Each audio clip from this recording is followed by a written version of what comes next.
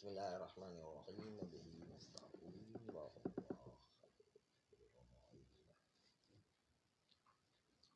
اگر معاملہ کسی ایسی چیز پر واقع ہو جائے کہ جس میں ایک جز فاسد ہے اور ایک جز صحیح ہے، تو معاملہ اگر دو مستقل چیزیں اپنی اپنی جگہ پر الگ الگ ہیں، جیسے سرکہ اور خمر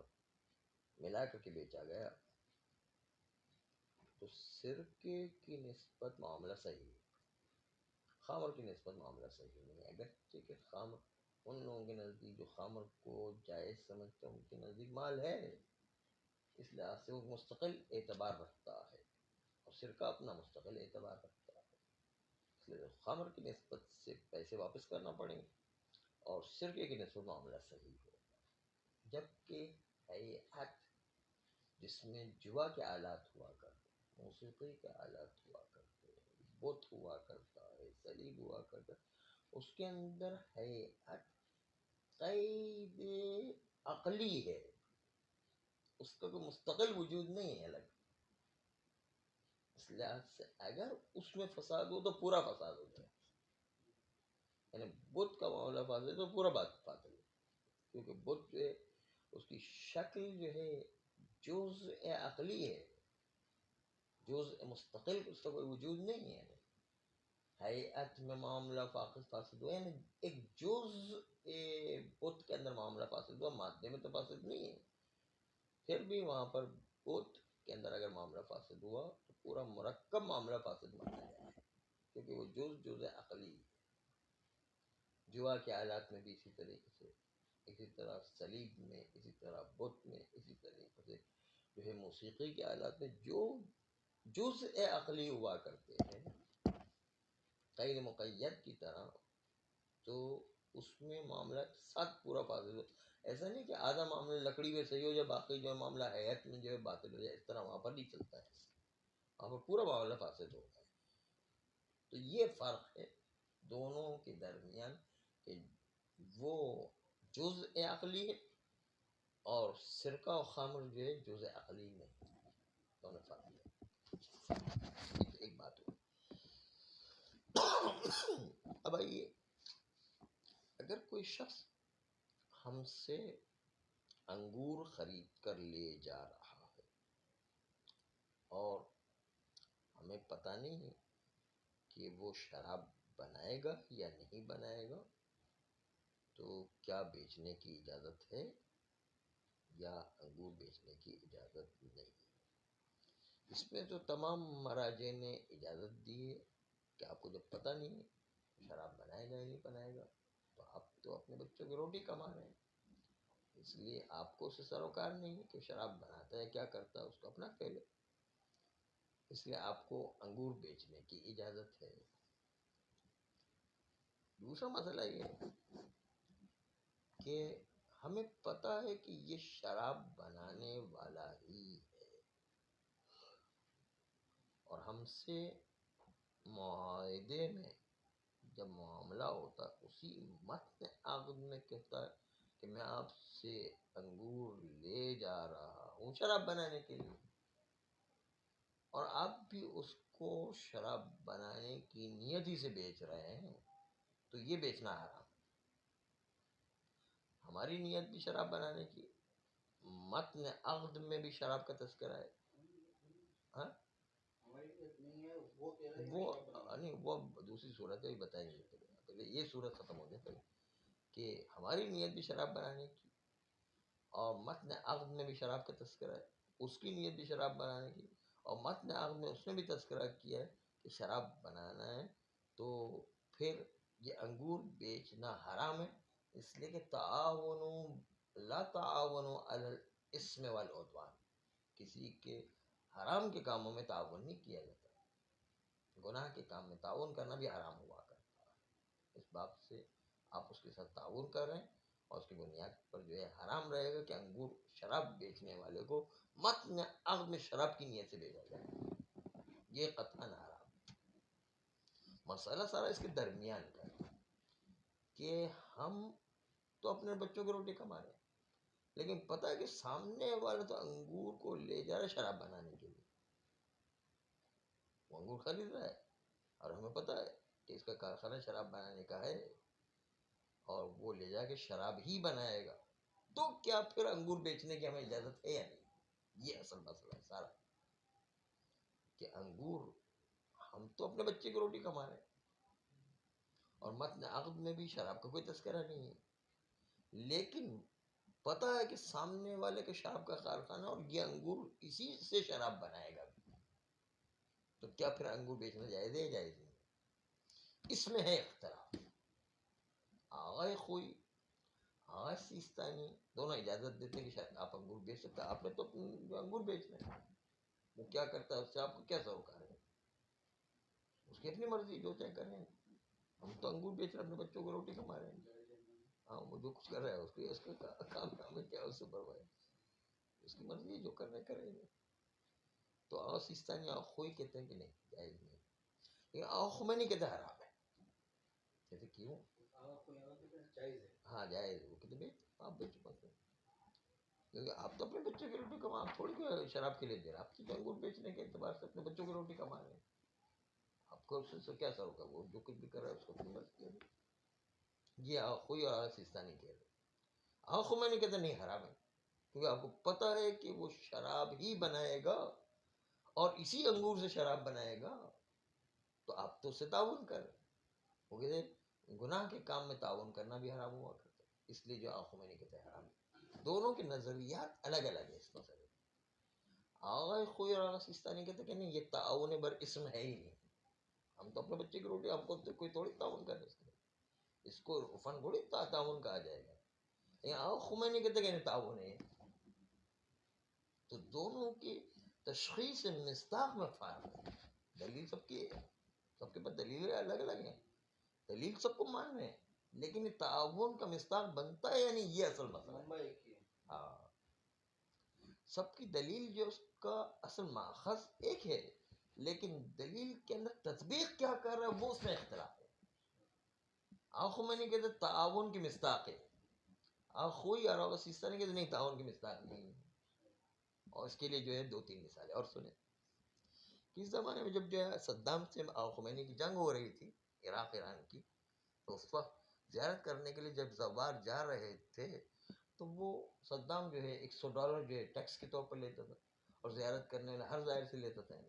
تو اس وقت یہ مسئلہ پیش آیا تھا کہ صدام کو $100 دینا گویا کہ اس کو اپنے اقتصاد میں جنگ لڑنے کے لیے، شیعوں کے خلاف جنگ لڑنے کے لیے خود ظاہر مدد کر رہا ہے، تو کیا یہ پیسے دے کر زیارت کے لیے جانا جائز ہے یا جائز نہیں ہے؟ یہ مسئلہ نکل آئے، یہی والا مسئلہ ہے یہاں۔ تو یہی مسئلہ ہے کہ بھائی ہم تو زیارت کے لیے جا رہے ہیں، ہم اس کو مدد کرنے کے لیے تھوڑی جا رہے ہیں، کوئی ہم تو زیارت کے لیے جا رہے ہیں، اس لیے یہاں پر آخوئی اور آغسیسہ نے فتویٰ دی کہ نہیں زیارت کے لیے جاؤ، چاہے جو ہے وہ کہیں پر بھی استعمال کرو اس کا کام ہے، ہم جو ہے تعاون بر اسم و عدوان نہیں۔ آغا خمینی کے لحاظ سے حرام تھا، کیونکہ وہ جو کہتے ہیں کہ تعاون جو ہے حرام کاموں میں تعاون ہی، تو یہ اختلاف بہت سے ایسے موارد میں پیش آ جاتے ہیں۔ صدام کو پیسے جو ہے وہ بھی منع کرتے تھے، ہاں وہ کہتے تھے منع ہے، ہاں کیونکہ جو ہے اس لیے کہ وہ بھی تعاون ہو رہا ہے، وہ اسی پیسے کو جو ظاہر سے لے کر اسلحہ لے گا اور شیعوں کو ہی مارے گا،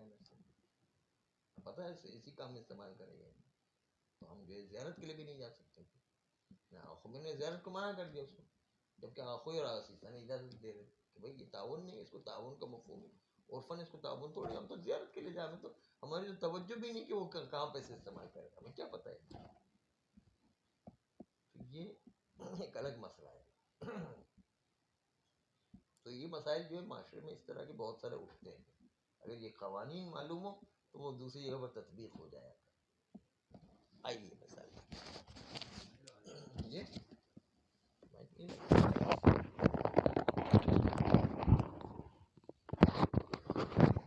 خوب، آئیے عبارت دیکھیں۔ اعوذ باللہ من الشیطان الرجیم، بسم اللہ الرحمن الرحیم، بہ نستعین وهو خیر المعین۔ ھذا کہ یہ جو ابھی ہم نے بیان کیا کہ خیار عیب ہوا کرتا ہے، عیب کی نسبت سے پیسے واپس دیے جاتے ہیں، باقی جو ہے وہ جو صحیح چیز ہے اس کی نسبت سے معاملہ صحیح ہوا کرتا ہے، سرکے کی نسبت معاملہ صحیح ہوگا، خمر کی نسبت سے معاملہ باطل ہوگا۔ یہ کہاں پر ہے؟ جو دو مستقل اپنی جگہ چیزیں ہو تو، بخلاف ما تقدم من الآلات، بخلاف وہ چیزیں جو پہلے آلات میں سے گزر چکے، آلات لہو و لعب، آلات موسیقی، آلات قمار، جوا کے آلات، اور جو ہے ساتھ ساتھ بت، صلیب، یہ وہ آلات ہیں کہ اس میں یہ نہیں چلے گا، کیونکہ وہاں پر جزء عقلی ہے، جزء مستقل نہیں ہے۔ فَإِنَّ الْبَيْعَ الْوَاقِعَ عَلَيْهَا، کیونکہ بیع جو ان آلات پر واقع ہوتا ہے، لا يمكن تصحیحه، اس کو صحیح کرنا ممکن نہیں ہے، بِإِمْضَائِهِ، کہ اس بیع کو صحیح کا امضا قرار دیں، من جہت المادت، فقط مادے کی جہت سے صحیح قرار دیں، واسترداد ما قابل الحیئۃ من الثمن المدفوع، اور واپس کریں پیسے جو ہیئت کے مقابل میں تھے، من الثمن المدفوع، جو پیسے دیے گئے ان میں سے جو ہیئت کے مقابل میں پیسے اس کو واپس کریں۔ اس طریقے سے امضا نہیں کیا جا سکتا، ممکن نہیں کہ اس معاملے کو صحیح قرار دے، بت میں، صلیب میں، آلات موسیقی میں، آلات قمار میں۔ کما لو جمع بین الخل والخمر، جیسے کوئی شخص جو ہے خل و خمر کو جمع کرے، لأن كل جزء من الخل والخمر مال، کیونکہ خل و خمر میں سے دونوں اپنی جگہ مستقل مال شمار ہوتا ہے عرفاً، لا بد ان يقابل في المعاوضة بجزء من المال، ضروری ہے کہ معاوضے میں ہر ایک کو جزء از مال قرار دیا جائے، خل کو الگ، خمر کو الگ، کیونکہ خمر کو جو لوگ حلال سمجھتے ہیں وہ بھی جو ہے ایک عرف میں مال سمجھتے ہیں، تو دونوں مستقل چیزیں ہیں۔ وفساد المعاملت باعتبارہ فساد لمعاملت المادت حقیقتاً، بس معاملے کا فاسد ہونا، یہ فساد، یہ ایسا فساد ہے کہ معاملہ مادے کے لحاظ سے فاسد ہے حقیقت میں، اور یعنی ہیئت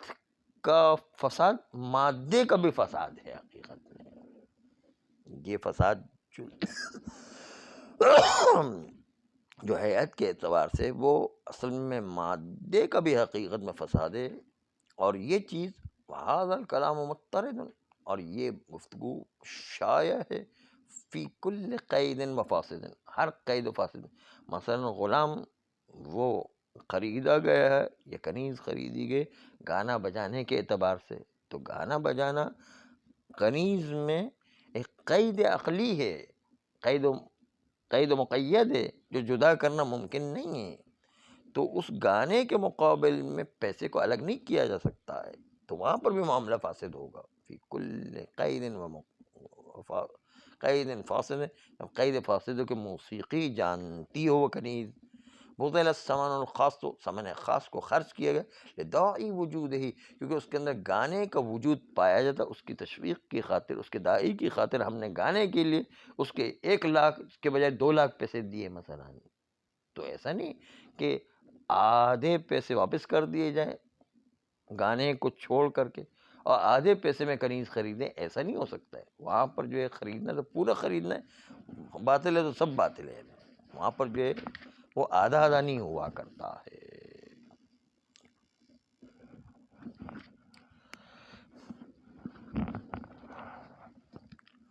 آئیے اب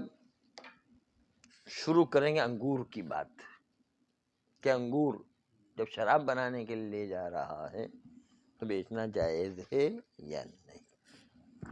القسم الثانی ما يقصد منه المتعاملان المنفعة المحرمة، وہ انگور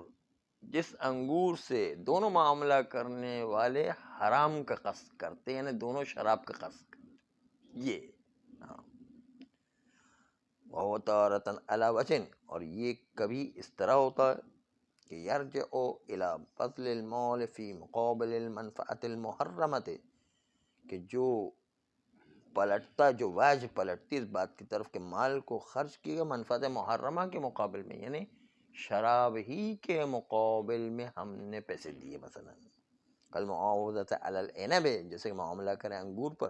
مع التزامہما، جبکہ دونوں ملتزم و پابند ہیں کس بات کے؟ کہ اللہ یتصرف فیہ الا بالتخمیر، کہ اس انگور میں وہ لوگ تصرف نہیں کریں گے مگر یہ کہ شراب بنانے ہی میں استعمال کریں گے. متن عقد میں ذکر کیا گیا ہے. وأخرى علی وجہ، اور دوسرا اس طریقے پر ہے کہ یکون الحرام هو الداعی الی المعاوضۃ، کہ حرام جو شراب بنانا وہ داعی ہے اس بات پر کہ ہم معاملہ کریں. یعنی انگور خریدنے والے کا بھی فائدہ اس میں کہ شراب بنے، اور ہمارا جو بیچنے والے اس کو بھی فائدہ اس لیے کہ شراب میں وہ پیسے زیادہ دے رہا ہے انگور کے، تو دونوں کا فائدہ جو شراب بنانے میں، دونوں کا فائدہ اس میں نظر آ رہا ہے. حرام جو ہے وہی سبب بنتا ہے معاوضے کی طرف، لا غیر، اس کے علاوہ کوئی سبب نہیں. کل معاوضۃ علی العنب، جیسے معاوضہ کرے عنب اور انگور پر، مع قصدہما تخمیرہ، جبکہ دونوں کی نیت یہ ہے کہ شراب بنائیں. پہلے متن عقد میں داخل تھا، اب متن عقد میں داخل نہیں ہے لیکن نیت ہے کہ شراب بنائی جائے گی. متن عقد میں نہیں تھا لیکن نیت میں ہے. والاول اما ان یکون الحرام مقصودا لا غیر، پہلی والی صورت میں یا حرام ہی مقصود ہوگا، اس کے علاوہ کوئی قصد نہیں ہوگا. کبیع العنب علی ان یعملہ خمرا، جیسے انگور کو بیچتا ہے اس بات کے اوپر کہ تمہیں شراب بیچنے کے لیے انگور دے رہا ہوں، شراب بنانے کے لیے انگور دے رہا ہوں، اس کسی اور کام کے لیے نہیں دے رہا ہوں. ہاں مطلب میں یہ شامل ہے. ونحو ذالک، یہ اسی قسم کی کوئی اور بات. واما یکون الحرام مقصودا مع الحلال، یا پھر انگور کو میں دے رہا ہوں شراب بھی بنائے تو بھی کوئی بات نہیں، اور جو ہے کھانے میں استعمال کرے تو بھی کوئی بات نہیں، دونوں کے لیے بیچ رہا ہوں. بحیث یکون بذل المال بازائہما، اس طریقے سے کہ انگور کے مقابل میں جو پیسے خرچ کیے جا رہے ہیں وہ حلال و حرام دونوں کے مقابل میں دے رہے ہیں کہ کھائیں بھی اور انگور کی شراب بھی بنائیں. کبیع الجاریۃ المغنیۃ، جیسے کنیز جو گانا گانے والے، اس کو بیچا جائے بثمن، ایک ایسے پیسے سے کہ لوحظ فیہ وقوع بعضہ بإضاء صفت التغنی، کہ جس کنیز کے اندر لحاظ کیا گیا کہ اس کا بعض حصہ واقع ہو جائے غنا کے مقابل میں، اور بعض جو ہے گھر کے اندر کام کاج بھی کرے گی. یعنی دونوں کام کے لیے، کام کاج کرنا حلال ہے اور گانا گانا حرام ہے، دونوں کام کے لیے استعمال کرنے کے لیے لیا گیا ہے. فہنا مسائل ثلاثون، بس یہاں پر 3 مسئلے پیدا ہوتے ہیں. صلی اللہ علیہ